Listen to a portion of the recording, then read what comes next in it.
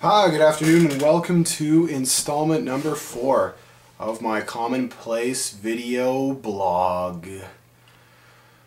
This week we are dealing with corporations. Nowadays, in light of the whole economic crisis and Wall Street bailout, corporations have gotten a bit of a bad rap.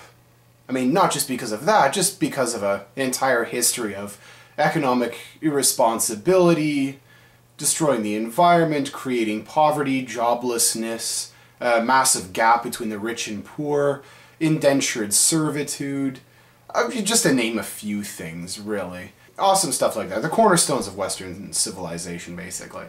But would you believe that if it weren't for corporations or for a corporate structure of some sort, English literature, as we know it today, wouldn't have really gotten past that rainy little island and permeated pretty much every aspect of current culture that there is. England at this time, I didn't know this at first, but England during the Elizabethan era, especially before the Renaissance originated out of Italy, was a bit of a backwater.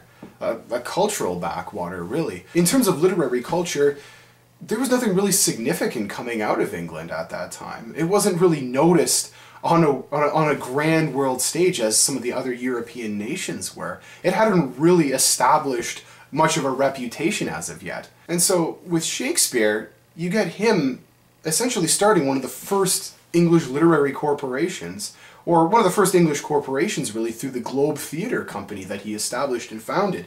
But for the Globe Theatre to take off, he needed to enlist the help of a talented set of multi-skilled, multi-purposed communicators. The courtier, a guy by the name of Baldassare Castiglione, put out a book called The Courtier, which basically, if you remember our little discussion about sprezzatura not too long ago, the book, The Courtier, essentially laid out a guideline of what it really took to be a courtier. And a successful courtier was basically supposed to be well-versed in art, poetry, music, communication. They had to be fluent in a number of different languages. As well, another important facet of it, they had to be skilled warriors and soldiers. They had to be perfectly physically fit.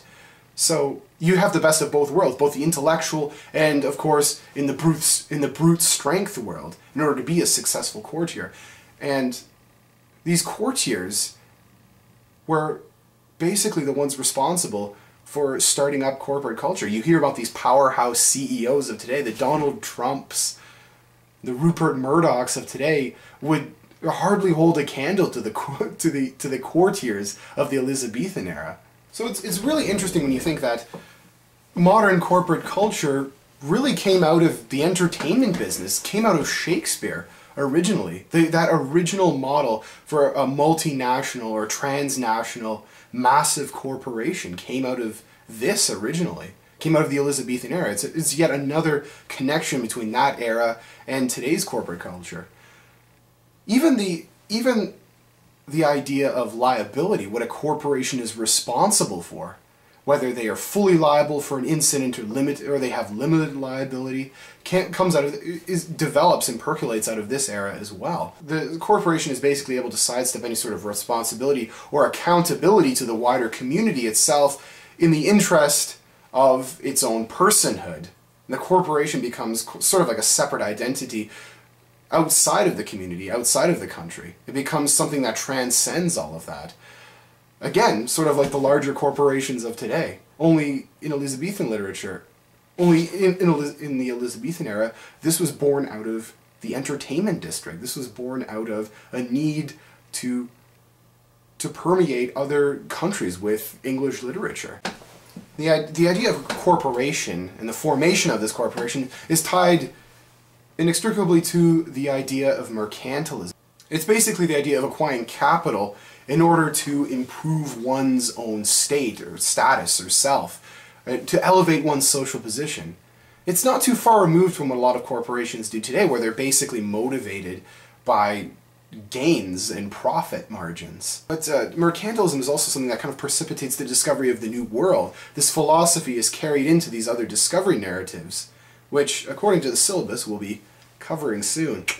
in terms of the discovery of the New World, mercantilism, this philosophy of improving oneself and improving one's status through capital, carries over into that, and these attitudes towards ownership of the New World and of harvesting and basically grabbing that land for oneself.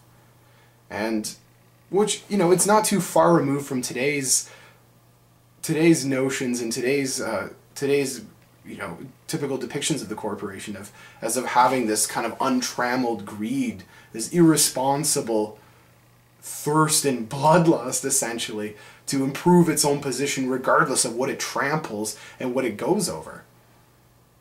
So in terms of entertainment, I guess you could say that, you know, mass-marketed pop culture of today really got its start in England. What is one country's main hit sensation, say in North America or in England, automatically gets filtered out and diffused among all of these other countries through all of these corporate networks and communications mediums. I mean, through things such as Facebook and YouTube and Twitter and all of these other different social networking sites that are so amazing at spreading and diffusing information. They've basically become the courtiers of today, in my opinion. I mean, you don't need to be this multi-talented cyborg man anymore in order to advance your own interests, to advance corporate interests, to advance popular interests.